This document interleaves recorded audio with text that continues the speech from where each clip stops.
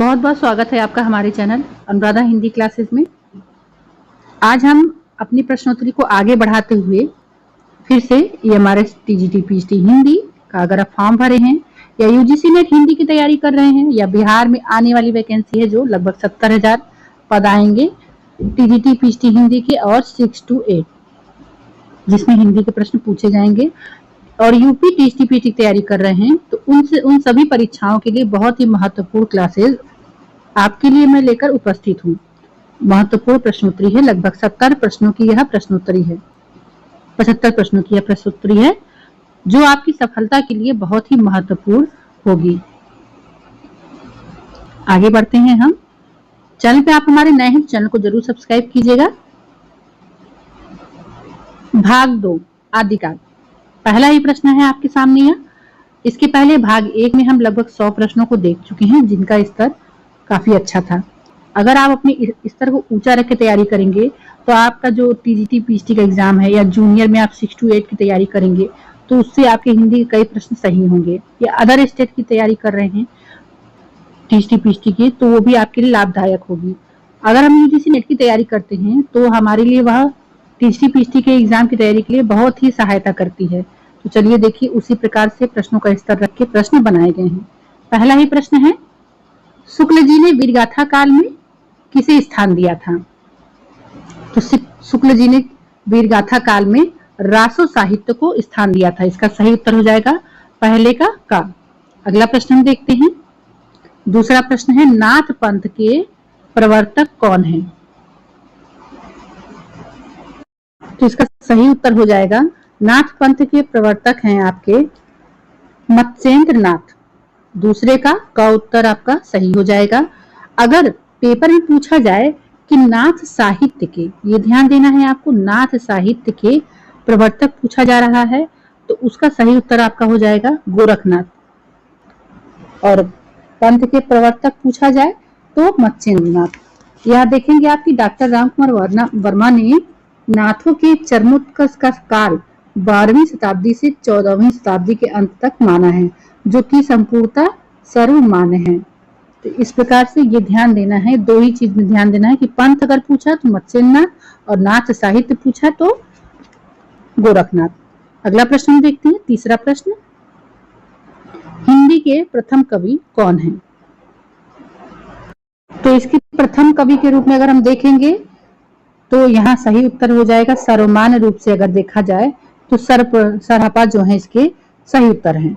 और अगर शिव सिंह सेंगर के अनुसार देखा जाए प्रथम कवि तो पूछ या कुंद को माना गया है। और डॉक्टर रामकुमार वर्मा के अनुसार देखा जाए तो स्वयंभू को माना गया है। सभी प्रश्नों में जो उत्तर आ रहे हैं उनका भी विश्लेषण करना जरूरी है, क्योंकि आपके अन्य उत्तरों से और प्रश्न भी बन जाएंगे। और अगर देखा जाए रामचंद्र शुक्ल का तो रामचंद्र शुक्ल ने मुंज भोज को माना है प्रथम कवि, ये आप जानते ही हैं। और अगर चंद्रधर शर्मा गुलेरी जी के अनुसार माना जाए तो ये भी मुंज को ही मानते हैं। और हजारी प्रसाद द्विवेदी के अनुसार माना जाए तो इन्होंने अब्दुल या अब्दुल रहमान को प्रथम कवि माना है। और अगर गणपति चंद्र गुप्त को देखा जाए तो इन्होंने शालिभद्र सूरी को प्रथम कवि माना है। और डॉक्टर बच्चन सिंह के अनुसार विद्यापति ही उनके प्रथम कवि हैं। लेकिन सर्वमान्य तौर पर सरहपा जो कि राहुल सांस्कृत्यायन के अनुसार हैं, तो यही उत्तर आपका सही हो जाएगा। अगला प्रश्न देखते हैं। हिंदी की पहली रचना कौन सी है? हिंदी की प्रथम रचना देखा जाए तो देवसेन की श्रावकाचार्य, यह प्रथम रचना है।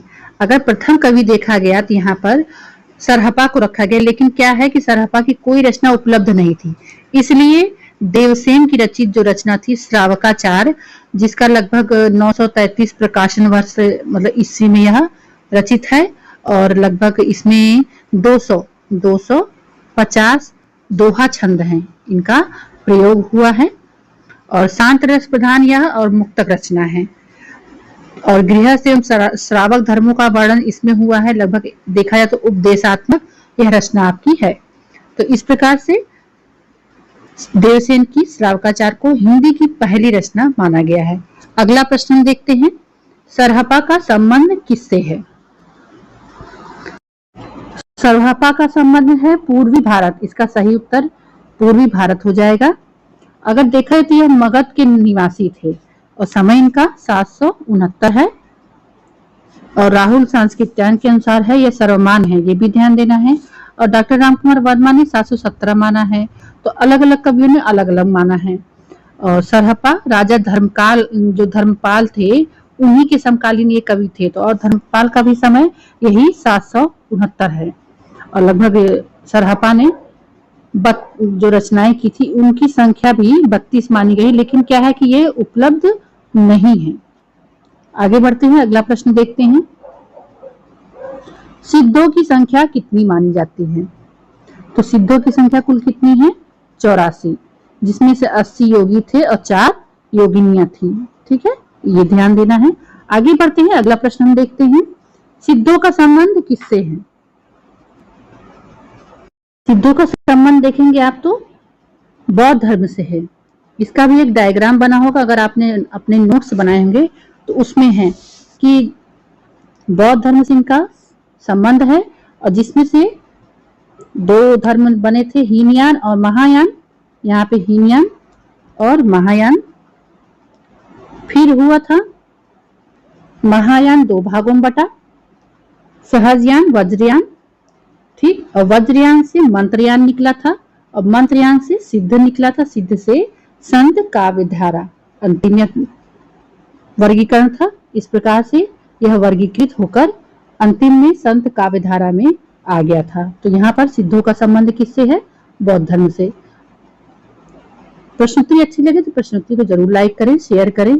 चलिए आगे बढ़ते हैं। ऐसी ही प्रश्नोत्तरी के लिए आप कमेंट के माध्यम से जरूर मोटिवेट करके जो भी आपको लिखना होगा लिखिएगा। 8वां प्रश्न देखते हैं। शिव सिंह सेंगर ने हिंदी का प्रथम कवि किसे माना है? पुंड को प्रथम कवि माना है। पुष्य या पुंड को प्रथम कवि माना है। और शुक्ल जी ने देखेंगे इनकी रचना जो थी शिव सिंह सरोज, उसको इन्होंने वृत्त संग्रह कहा। क्यों कहा? कि इसमें कवियों का जीवन परिचय दिया था। ठीक है, ये ध्यान देना है। और हिंदी में रचित जो इनकी रचना है शिव सिंह सेंगर की, हिंदी शिव सिंह सरोज, यह हिंदी में रचित हिंदी का प्रथम इतिहास ग्रंथ है जो कि वर्णानुक्रम पद्धति पर रचित है। और कालिदास हजारा जो रचना है उसी के आधार पर यह रचना हुई थी। और कितने कवि थे ये इंपॉर्टेंट है, ध्यान रखिएगा आप लोग। 1003 कवि इसमें हैं। इनकी जो रचना है शिव सिंह सरोज। चलिए अगला प्रश्न देखते हैं। सरहबा को हिंदी साहित्य का प्रथम कवि किसने माना है? तो राहुल सांस्कृत्यायन ने सरहबा को प्रथम कवि माना है। इसके पहले हमने जब उत्तरों के आधार पर सभी उत्तरों का चर्चा किया था तो उसमें सारे कवियों का बता दिया था किस कवि ने क्या क्या माना है। स्वयंभू को किसने माना है? स्वयंभू को रामकुमार वर्मा ने प्रथम कवि माना है। आगे हम बढ़ते हैं। आप हमारे चैनल पे नए हैं, चैनल को जरूर सब्सक्राइब कीजिएगा। हजारी प्रसाद द्विवेदी ने किसे माना है? तो हजारी प्रसाद द्विवेदी ने अद्दहमाण को प्रथम कवि माना है, जो कि एक तरह से मुस्लिम कवि हैं, अब्दुल रहमान। आगे बढ़ते हैं हम।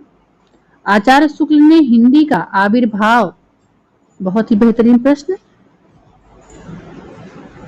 आचार्य शुक्ल ने हिंदी साहित्य का आविर्भाव माना है क्या? आपने अगर शुक्ल की पुस्तक पढ़ी है, पढ़ी नहीं चाहिए और हमेशा पढ़नी चाहिए। एक बार नहीं, आप 20 बार पढ़िए और उसको पढ़ के हमेशा आप देखेंगे एक नई जानकारी मिलती रहती है।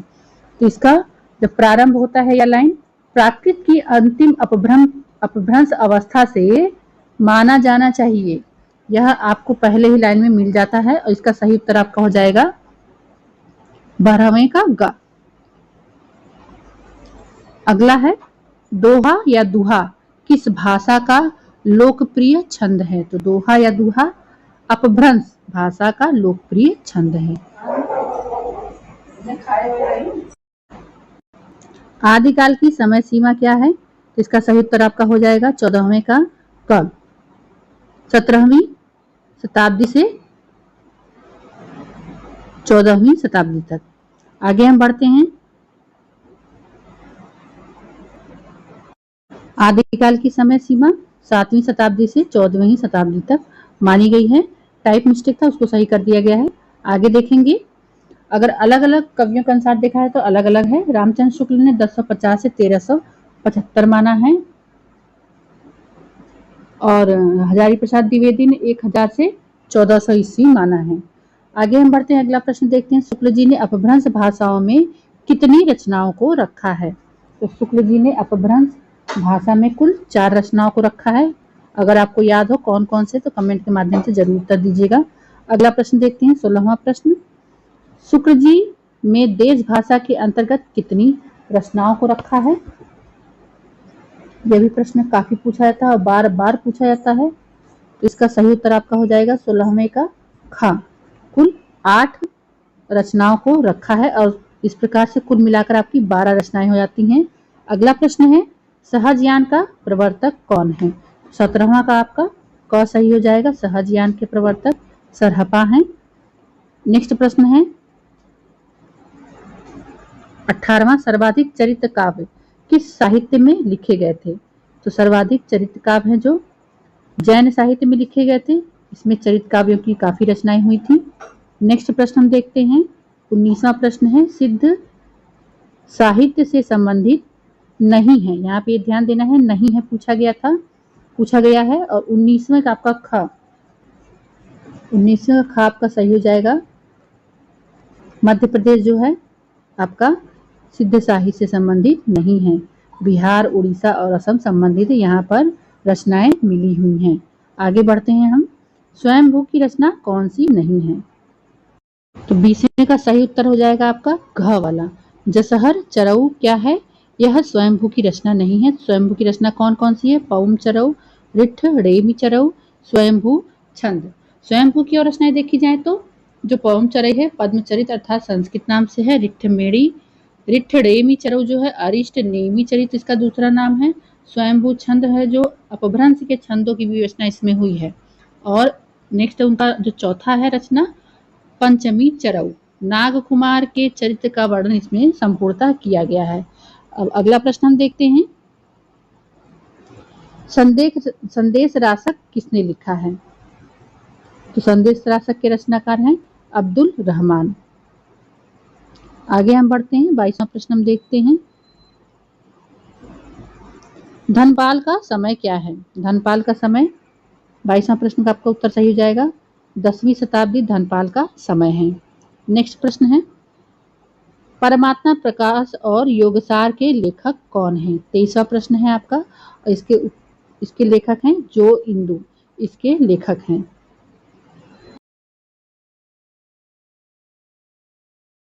परमात्मा प्रकाश और योगसार के लेखक का यहाँ नाम जो इंदु है और इनका अगर समय देखा जाए तो 6वीं शताब्दी इनका समय है।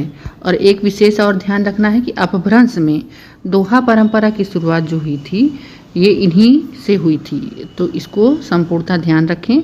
दोहा परंपरा की शुरुआत किससे हुई है? तो ये भी जो इंदु से ही हुई है। अगला प्रश्न हम देखते हैं, अब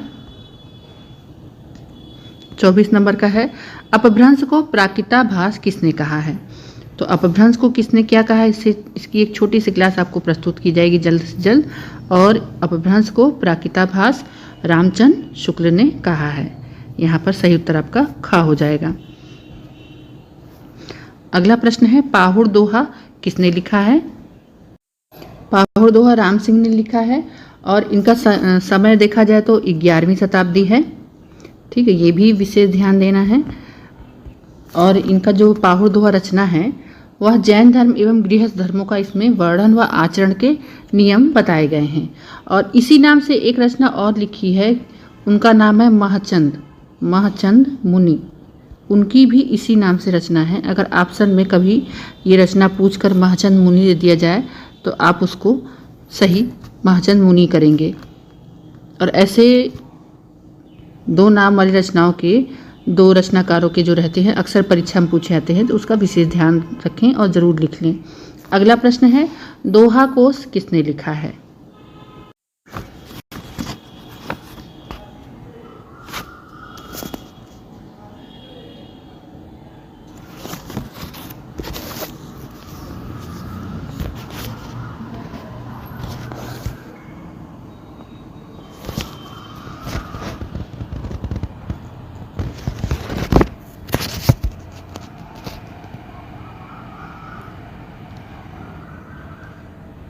सिद्धों में सबसे ऊंचा स्थान लुइपा का है। और क्यों है? क्योंकि यह साधना की दृष्टि से सबसे ऊंचा स्थान रखते थे और इनकी साधना का प्रभाव देखकर उड़ीसा के शासक थे दरकीपा एवं मंत्री डोगीपा भी इनके शिष्य बन गए। और इनकी बहुत अच्छी अच्छी रचनाएं हैं, बुद्धोदय, अभिसमय विभग और लुइपाद गीतिका, और यह सर्वप्रसिद्ध है। अगला प्रश्न हम देखते हैं, 28 नंबर का प्रश्न है, किस सिद्ध कवि की रचनाओं में रहस्य भावना की प्रधानता है? तो यहाँ पर आपका 28 नंबर का सही उत्तर हो जाएगा 28 का लुइपा। इसमें क्या है? इनकी रचनाओं में रहस्य की भावना है। नेक्स्ट प्रश्न है, पंक्तियां देकर पूछी गई हैं। 29 नंबर का प्रश्न है, पंडित शैल सत्य बखाड़िया देही रुद्ध बसंत न जाड़िया अमड़ा मड़ तेन बिखंडई तेव ऋ लज्जई भाई हूँ पंडी। किसकी पंक्तियां हैं? बहुत ही प्रसिद्ध पंक्तियां हैं और इसका सही उत्तर हो जाएगा, यह पंक्तियां सरहपा की हैं और बहुत ही प्रसिद्ध पंक्तियां हैं, बार बार पेपर में पूछी जाती हैं। 30वें नंबर का प्रश्न हम देख लेते हैं, काया तरुवर पंच बिडाल पंक्ति किसकी है? तो यह लुइपा की पंक्तियां हैं। आगे हम देखते हैं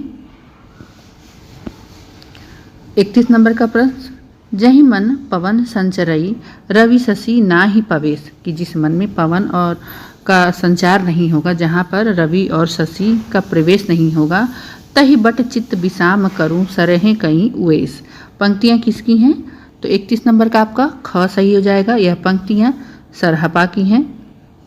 आगे बढ़ते हैं हम 32 नंबर का देखते हैं, पंक्तियां हैं ये, आगम वे पुराणे ही पड़ई माड़ बहंती पक्क सरी फले अलिय जिमी बाहिरे ही धमंती। यह पंक्तियां किसकी हैं? और 32 नंबर का आपका घ उत्तर सही हो जाएगा। यह कढ़ापा की पंक्तियां हैं जो कि बार बार परीक्षाओं में पूछी जाती हैं। पंक्तियों से भी प्रश्न बनाए गए हैं। 33 नंबर का प्रश्न आप देखेंगे, जिमी लोड़ बिलिजई पाड़ एहि तिम धरणी लई चित्त समरस जाई तक खड़े जड़ पुरु ऋंती। पंक्तियां किसकी हैं? तो यह पंक्तियां सभी प्रसिद्ध पंक्तियों को लिया गया है जो बार बार परीक्षा में पूछी जा रही हैं और पूछी जाएंगी, तो इसलिए आप जरूर ध्यान रखें। आपका 33 नंबर का यहाँ पर घ उत्तर सही हो जाएगा, कड़हपा। आगे बढ़ते हैं हम 34 नंबर का प्रश्न देखते हैं, ससुरी नींद गेल बहुड़ी जागय यह पंक्ति किसकी है? तो 34 नंबर का आपका घ उत्तर सही हो जाएगा, यह पंक्तियां लुइपा द्वारा रची गई हैं। आगे है प्रबंध चिंतामणि, किसने लिखा है? तो प्रबंध चिंतामणि के लेखक बहुत ही प्रसिद्ध रचना मेरुतुंग ने इसको लिखा है। आप टाइप मिस्टेक है उसको रा समझिए, मेरुतुंग ने लिखा है। आगे बढ़ते हैं हम 36 नंबर का प्रश्न है, बहुत ही प्रसिद्ध और अलग तरीके का प्रश्न है, सरहपा कढ़पा तिलोपा आदि के उपलब्ध दोहों को दोहा कोश के नाम से किसने छपवाया था? और बहुत ही अच्छा प्रश्न है, इसका सही उत्तर हो जाएगा प्रबोधचंद बागची ने ही इसको छपवाया था।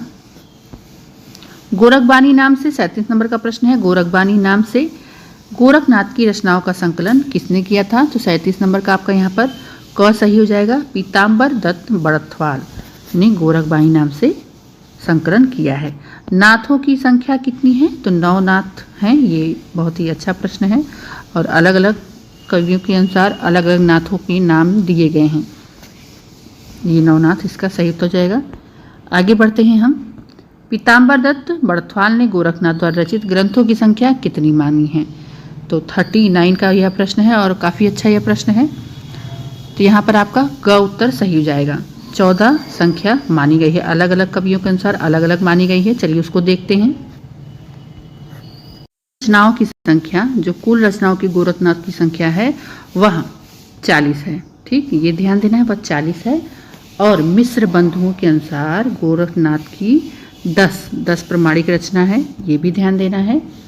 और डॉक्टर पीताम्बर दत्त बड़थवाल ने तो कुल 14 माना है, लेकिन 13 को प्रमाणिक मानकर 1942 में, ठीक है 14 माना है लेकिन 13 को प्रमाणिक मानकर और 1942 में गोरखबानी नाम से, जो कि बच्चन ने इसको 1930 मान लिया है सन, जो बर्थवाल ने प्रकाशित कराया था वो कहा गया है कि 1942, लेकिन बच्चन सिंह की पुस्तक आप जब पढ़ेंगे तो उसमें 1930 दिया है।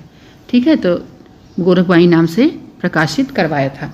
अब 14 रचनाओं में से किस रचना को अप्रमाणिक माना है, ये ध्यान देना है। तो जो इनकी आत्मबोध रचना है जो, उसको क्या है कि प्रमाणिक नहीं माना और उसे नहीं छपवाया। आगे बढ़ते हैं। इस तरह से 40वां नंबर प्रश्न देखते हैं। गोरखनाथ के गुरु कौन थे? तो गोरखनाथ के गुरु मत्स्येंद्र नाथ थे, जिन्हें नाथ पंथ का प्रवर्तक माना जाता है। आगे बढ़ते हैं हम। 41वां प्रश्न है, गोरखनाथ को हिंदी का गद्य का प्रथम लेखक किसने माना है? काफ़ी अच्छा प्रश्न है। और 41 नंबर का आपका यह प्रश्न है, इसका सही उत्तर जाएगा क। मिश्र बंधुओं ने क्या माना है गद्य का प्रथम लेखक? कनफटे योगी किस पंथ के लोगों को कहा जाता है? कनफटे योगी देखेंगे आप, नाथों के जो पंथ है नाथ पंथ, उसमें लोग कान को काट कर वहीं पर एक आभूषण के तौर पे पहनते हैं, उसे कनफटा योगी कहते हैं। जैसे आप देखेंगे अपने योगी आदित्यनाथ हैं। आगे बढ़ते हैं। 43वां प्रश्न है, अवधूत मत के नाम से जाना जाता है? कौन सा पंथ है ऐसा जो अवधूत मत के नाम से जाना जाता है? तो इसका भी सही उत्तर आपका नाथ पंथ ही हो जाएगा। आगे बढ़ते हैं। सिद्धों की भाषा क्या थी? बहुत ही प्रसिद्ध प्रश्न है, 44 नंबर का, और इसका आपका सही उत्तर हो जाएगा संध्या भाषा। आया हुआ प्रश्न है, आप जरूर नोट डाउन कर लें। वीडियो अच्छा लगे तो लाइक जरूर करें, चैनल को सब्सक्राइब करें, कमेंट के माध्यम से जरूर अपने विचारों को प्रस्तुत करें। आगे बढ़ते हैं। सिद्धों के चर्या पदों और दोहों को बौद्ध गान ओ दोहा नाम से संपादित किसने किया था? यहाँ पर 45 नंबर का आपका सही उत्तर हो जाएगा हरप्रसाद शास्त्री ने ही संपादन किया था, और शुक्ल की बुक में यह आपको मिल जाएगा इसका विश्लेषण पूरा। प्राण संकली किसने लिखा था? काफ़ी अच्छा प्रश्न है। प्राण संकली किसकी रचना है? 46 नंबर का यह प्रश्न है, और यह गोरखनाथ की रचना है जिसे प्रमाणित माना गया है। आगे बढ़ते हैं। केवल आत्मबोध को ही स्वयं पीताम्बर दत्त बर्थवाल ने अप्रमाणिक मानकर संकलित नहीं किया है गोरखबानी में। अगला प्रश्न देखते हैं। घर वह खज्जति सहजे रज्जई किजराज विराय पंक्ति किसने लिखी है? 47 नंबर का आपका सही उत्तर हो जाएगा सरहपा ने इन पंक्तियों की रचना की है। 48 नंबर का प्रश्न है, स्वयंभू द्वारा रचित अपूर्ण ग्रंथ पौम चर्यु को किसने पूरा किया था? तो यहाँ पर 48वें का सही उत्तर हो जाएगा, और काफ़ी अच्छा प्रश्न है। त्रिभुवन ने इसको पूरा किया था। आगे बढ़ते हैं। किस अपभ्रंश कवि ने अपने को अभिमान मेरु कहा था? किस अपभ्रंश कवि ने कहा था? या 49 नंबर का प्रश्न है, और आपका सही उत्तर हो जाएगा ख। पुष्पदंत ने क्या कहा था अपने आप को? अभिमान मेरु। और इनको किसने क्या कहा ये भी थोड़ा सा देख लेते हैं कि इनका समय देखिए क्या है। पुष्पदंत का 10वीं शताब्दी, ठीक है, इनका समय है। और अभिमान मेरु उन्होंने स्वयं को ही कहा था। और फिर भाखा की जड़ शिव सिंह सेंगर ने कहा था। अपभ्रंश का वेदव्यास, ये भी शिव सिंह सेंगर ने ही कहा था। और बाद में शुक्ल जी ने भी इन्हें यह उपाधि प्रदान की थी, ये ध्यान देना है। और शुक्ल जी का काफ़ी विशेष तौर पे ध्यान रखें आप। अगर आप यूपी टीएसटी की तैयारी करें तो यह प्रश्नोत्तरी आपके लिए बहुत ही लाभदायक है। अगला है उनका, देखिए कि अपभ्रंश का भवभूति भी इनको कहा जाता है। इस प्रकार से आप देखेंगे कुल 4 उपाधियां इनको प्राप्त हुई हैं। अभिमान मेरु, भाका की जड़, अपभ्रंश का वेदव्यास और अपभ्रंश का भवभूति। अगला प्रश्न देखते हैं। किसे अपभ्रंश का वाल्मीकि कहते हैं? बहुत ही अच्छा प्रश्न। और यहाँ पर आपका 50 नंबर का सही उत्तर हो जाएगा क। स्वयंभू को क्या कहते हैं? अपभ्रंश का वाल्मीकि कहते हैं। आगे बढ़ते हैं। चैनल पर आप हमारे नए हैं, चैनल को जरूर सब्सक्राइब कीजिए। स्वयंभू का भी जो है उनको कौन कौन सी उपाधियां दी गई हैं उसको भी थोड़ा सा देख लेते हैं कि कुकवि भी इन्होंने कहा है। किसे? स्वयंभू ने स्वयं को कहा था ताकि मेरे ऊपर कोई अहंकार, मेरे अंदर मन में मेरे ज्ञान का अहंकार नहीं रहे, इसलिए स्वयं को इसने अपने आप को ही कह दिया कुकवि। ये बहुत बड़ी बात है। और डॉक्टर भायड़ी ने इनको अपभ्रंश का वाल्मीकि कहा है, ये ध्यान देना है। किसने कहा था? डॉक्टर भयाड़ी ने। अपभ्रंश का कालिदास भी इनको कहा जाता है और अपभ्रंश का प्रथम महाकवि, ठीक है, ये अपभ्रंश का कवि नहीं, अपभ्रंश का महाकवि भी इन्हें कहा जाता है। अगला प्रश्न देखते हैं। प्रश्नों का और उत्तरों का विश्लेषण अच्छा लगे तो आप कमेंट के माध्यम से जरूर बताइएगा। ऐसे ही प्रश्नोत्तरी कराई जाएगी आगे भी। कुमारपाल प्रतिबोध के रचनाकार कौन है? 51 नंबर का आपका प्रश्न है ये, और 51 का सही उत्तर हो जाएगा सोमप्रभ सूरी। यह इनकी रचना है। और शुक्ल में यह सब कुछ दिया है। आप रामचंद्र शुक्ल की पुस्तक है हिंदी साहित्य का इतिहास, उसे जरूर पढ़ें। रोज 4-5 पेजों को पढ़ें और अच्छे से पढ़ें, उसको समझकर पढ़ें, उसके नोट्स बनाएं। यह आपके लिए बहुत ही लाभदायक है सभी परीक्षाओं के लिए। 52 नंबर का प्रश्न है, प्राकृत का पाणिनि किसे कहा जाता है? तो यहाँ पर इसका सही उत्तर हो जाएगा हेमचंद्र को क्या कहता है? प्राकृत का पाणिनि। रासो शब्द की व्युत्पत्ति रसायन से किसने माना है? 53 नंबर का आपका सही उत्तर हो जाएगा ख। रामचंद्र शुक्ल ने क्या माना है? रसायन। अन्य कवियों के अनुसार भी देखते हैं हम किसने क्या माना है। तो अगर अन्य कवि के अनुसार देखेंगे तो गासा दत्तासी ने राजसूय, ठीक है, राजसूय से ही माना है। और रामचंद्र शुक्ल ने रसायन या रसायन, ये भी लिखेंगे हम, रसायन या रसायन, ठीक। और श्यामल दास और काशी प्रसाद जायसवाल जो थे वो रहस्य शब्द से मानते थे, ठीक है। और देखिए सर्वमान क्या है। हजारी प्रसाद द्विवेदी और चंद्रबली पांडे, डॉक्टर दशरथ शर्मा, ये तीनों ने रासक शब्द से माना है और यही सर्वमान है। रासक शब्द जो है वही सर्वमान है, ये ध्यान दीजिएगा आप। और पेपर में ये भी दे सकता है कि रसायन, राजसु, रासक, रहस, इनमें से कौन सा शब्द रस जो कि सर्वमान है रासु शब्द की उत्पत्ति के लिए। तो आप यह ध्यान दीजिएगा कि जो रासक है वही सर्वमान है।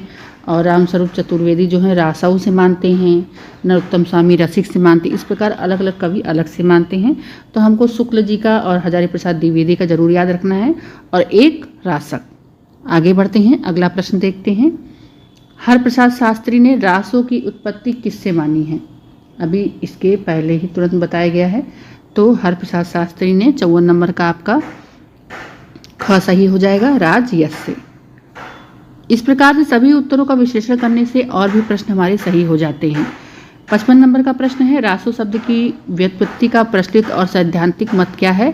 तो अभी देखिए इस पर चर्चा हुई है और 55 का आपका सही हो जाएगा। आगे बढ़ते हैं हम, सुमेलित कीजिए।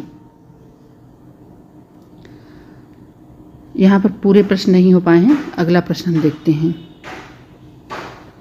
58 नंबर का। जयमयंक जस चंद्रिका किसने लिखा है? यह काफ़ी अच्छा प्रश्न है। और जयमयंक जस चंद्रिका किसने लिखा है? मधुकर कवि ने। नेक्स्ट प्रश्न है, अपभ्रंश का भवभूति किसे कहते हैं? 59 नंबर का प्रश्न है और इसका सही उत्तर हो जाएगा पुष्पदंत। अभी हमने देखा है कि पुष्पदंत को कौन कौन सी उपाधियां दी गई हैं, तो इसमें सारा आ गया था। 60 नंबर का प्रश्न है, हजारी प्रसाद द्विवेदी ने पृथ्वीराज रासो को क्या माना है? तो हजारी प्रसाद द्विवेदी ने क्या माना है? यह आपको प्रश्न ये है कि हजारी प्रसाद द्विवेदी ने पृथ्वीराज रासो को क्या माना है, ठीक है। तो क्या माना है? इन्होंने अर्ध प्रमाणिक माना है। और देखते हैं अर्ध प्रमाणिक किसने किसने माना है। तो अगर चंद्र नाहटा है वो भी अप्रमाणिक मानते हैं, मतलब अर्ध प्रमाणिक मानते हैं, आधा प्रमाणिक। हजारी प्रसाद द्विवेदी, मुनिजन विजय और सुनीति कुमार चटर्जी, ये चारों लोग क्या मानते हैं? इसको अर्ध प्रमाणिक। और प्रमाणिक मानने वाले कौन है? मतलब प्रमाणिक मानने वाले हरिऔध हैं, विष्णुलाल पांड्या जी हैं, कर्नल टॉड हैं, दशरथ शर्मा, नगेन जी, गियरसन, मिश्र बंधु, श्याम सुंदर दास, मथुरा प्रसाद दीक्षित, ये सब लोग इसको प्रमाणिक मानते हैं। और एक बचा अप्रमाणिक। ये सब जरूर ध्यान देना है, ये सारी चीज़ें परीक्षाओं में पूछी जाती हैं और ये हमें याद रहना चाहिए। शुक्र जी देखिए इसे अप्रमाणिक मानते हैं। गौरी शंकर ओझा भी, मुंशी देवी प्रसाद भी, डॉक्टर बूलर और श्यामल दास जी, मुरारी दीन जी, मोतीलाल मिनारिया भी जो राजस्थान के के ऊपर रचनाएं करते हैं, रचनाएं किए हैं साहित्य से संबंधित, भाषा से संबंधित, तो वो भी इसको अप्रामाणिक ही मानते हैं। तो इस प्रकार से तीनों के बारे में बता दिया गया है। आगे बढ़ते हैं। चंद्रबरदाई का मूल निवास स्थान क्या था? इनका मूल निवास स्थान था, ख उत्तर सही हो जाएगा आपका लाहौर। एक प्रश्न आया था कि चंद्रबरदाई को क्या उपाधि दी गई है, तो एक था कि छप्पयों का राजा, ठीक, छप्पयों का राजा चंद्रबरदाई को माना जाता है। और ये आपके यूजीसी नेट में भी पूछा गया है, अदर स्टेट के टीजीटी पीएचडी में भी पूछा गया है, ठीक है। और ऐसा माना जाता है कि 61 जो सर्ग था वो चंद्रबरदाई ने लिखा था। शेष उनके 8 पुत्र थे, जिसमें से उनका एक पुत्र था जल्हड़, उसने पूरे 69 समय को पूरा किया। तो आगे बढ़ते हैं। संध्या भाषा से तात्पर्य क्या है? तो संध्या भाषा से तात्पर्य आपका है 62 का यहाँ सही उत्तर जाएगा ग, अभिप्राय युक्त वाणी, जिसका कोई अभिप्राय हो, ठीक। यहाँ पर संदेश राशक क्या है? 63 का ख सही हो जाएगा कि संदेश राशक है क्या? एक खंड काव्य है। अब इस पे थोड़ी सी हम चर्चा कर लेते हैं कि खंड काव्य है तो इससे और क्या क्या कहा गया है। तो इसका रचनाकाल है, देखिए 12वीं शताब्दी और 13वीं शताब्दी के मतलब मध्य का भाग, मतलब उत्तरार्ध। और इसके रचनाकार हैं अब्दुल रहमान, जिनका अद्दमाड़ भी नाम है, अपभ्रंश भाषा में अद्दमाड़ है, और ऐसे इनका नाम अब्दुल रहमान है। अब्दुल रहमान किसने प्रथम कवि माना है? HPD हजारी प्रसाद द्विवेदी ने, ठीक है। इस खंड काव्य में कुल 3 सर्ग हैं, ठीक, जिन्हें प्रक्रम कहा गया, ये भी ध्यान देना है, जिन्हें क्या कहा गया है? प्रक्रम। और इसमें कुल छंदों की संख्या है 223, ठीक, 223 संख्या है। और मुख्यतः रासक छंद है, 21 से लेकर 39 तक इसमें मात्राएं होती हैं इस छंद में। और वियोग श्रृंगार रस है इसमें, आप ये जानते ही हैं। और विक्रमपुर की वियोगनी का इसमें संपूर्णतः वर्णन हुआ है। चलिए अगला प्रश्न देखते हैं। विश्लेषण अच्छा लगे तो जरूर कमेंट करें। 64 नंबर का प्रश्न है, पृथ्वीराज रासो को श्याम सुंदर ने क्या माना है? अभी इसकी पूरी व्याख्या हो गई है, इस किसने क्या माना है, तो यहाँ पर 64 का आपका क सही हो जाएगा, प्रमाणिक माना है, ठीक।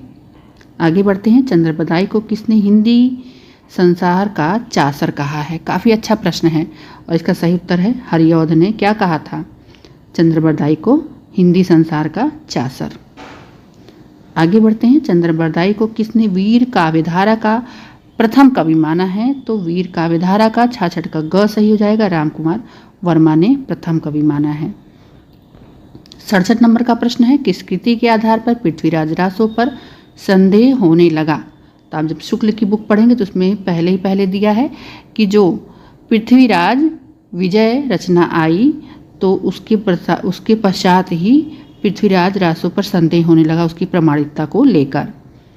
68 नंबर का प्रश्न है, किस कवि ने अपने को षड्भाषा तथा पुराणों का ज्ञाता होने का दावा किया था? दावा कर दिया था कि मैं पुराणों का ज्ञाता हूँ। तो 68 नंबर का आपका यहाँ क सही हो जाएगा, चंद्रबरदाई ने। आप जरूर एक जगह नोट कर लें चंद्रबरदाई ने को किसने क्या क्या कहा और उन्होंने स्वयं भी क्या कहा, ये बहुत ही ज़रूरी है सभी एग्जाम के लिए। 69वां, 12 मासा का आरंभ किस महीने से होता है? इसका ख उत्तर सही हो जाएगा। ख टाइप मिस्टेक की वजह से ऊपर ग हो गया है और ख नीचे हो गया, तो यहाँ पर ख सही हो जाएगा। आषाढ़ से इसका प्रारंभ माना जाता है। अगला प्रश्न हम देखते हैं। कुल 75 प्रश्न है, 70वां प्रश्न चल रहा है अभी आपका। किस काव्य ग्रंथ में प्रथम बार 12 मासा का वर्णन हुआ था? तो यहाँ पर 70 का आपका सही हो जाएगा क, नेमिनाथ चौपाई, ठीक, नेमिनाथ चौपाई में 12 मासा का वर्णन किया गया है।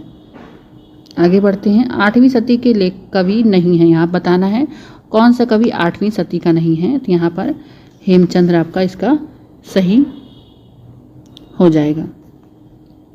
घ वाला अद्धमाड़ की रचना है, यहाँ पे देखिए नाम अद्धमाड़ कर दिया गया कन्फ्यूजन के लिए, लेकिन आप अब्दुल रहमान जानते ही हैं। तो इनकी रचना है कौन सी? संदेश रासक। आगे बढ़ते हैं। 73 नंबर का प्रश्न है, उक्ति व्यक्ति प्रकरण ग्रंथ का विषय क्या है? तो 73 का आपका यहाँ पे सही हो जाएगा घ, व्याकरण। इसका क्या है विषय? यह व्याकरण रचना है। पे थोड़ी चर्चा कर लेते हैं इस प्रश्न पे और इसके उत्तर पे। तो यह दामोदर शर्मा द्वारा रचित रचना है उक्ति व्यक्ति प्रकरण। रचना काल इसका 1145 है, ये ध्यान देना है, लगभग 12वीं शताब्दी के आसपास।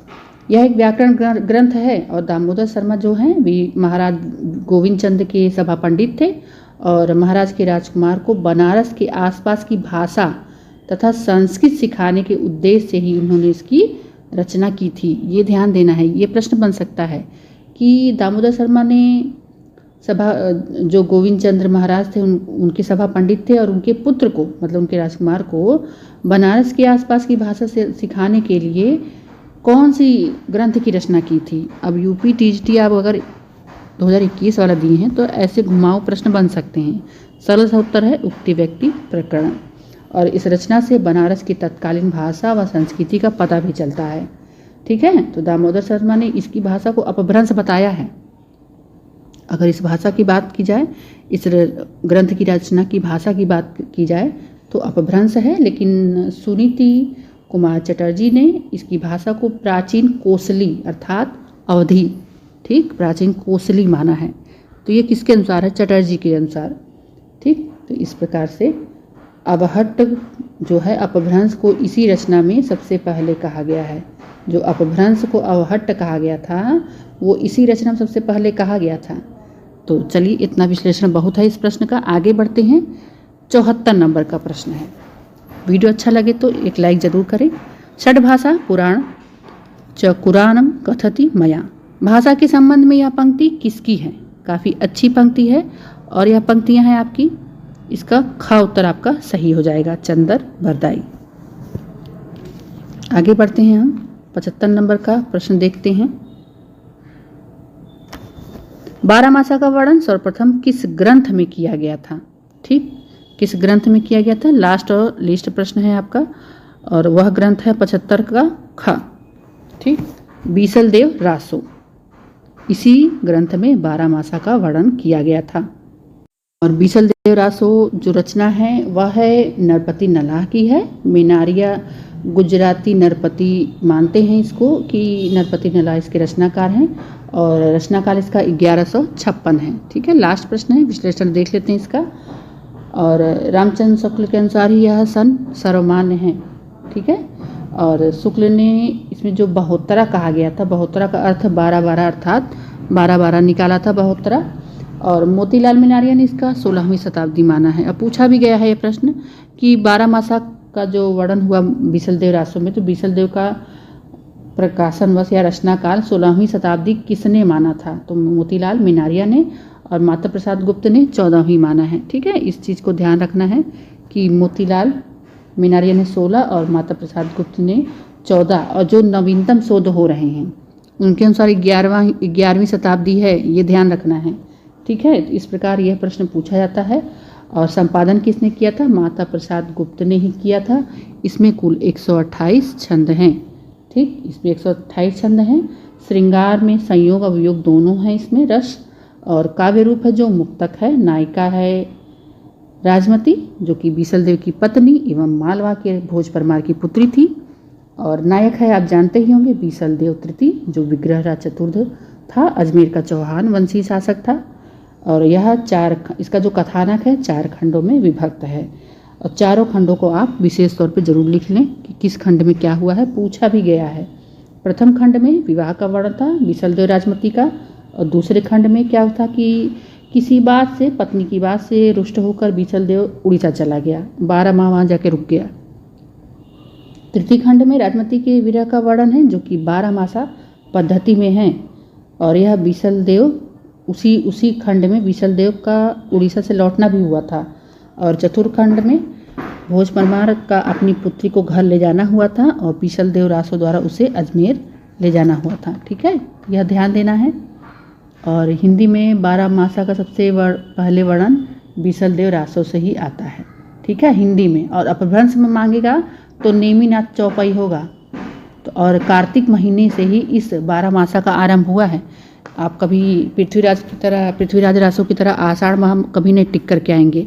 उसमें चढ़ा आषाढ़ गगन घन बाजा है और इसमें आप कार्तिक महीना देखेंगे। ठीक, तो इस प्रकार से काफ़ी विश्लेषण हो गया। यहाँ पर प्रश्नोत्तरी को समाप्त करते हैं। हमारे चैनल पे आप नए हैं तो चैनल को जरूर सब्सक्राइब कीजिए। अच्छा लगे तो शेयर कीजिए। बहुत बहुत धन्यवाद।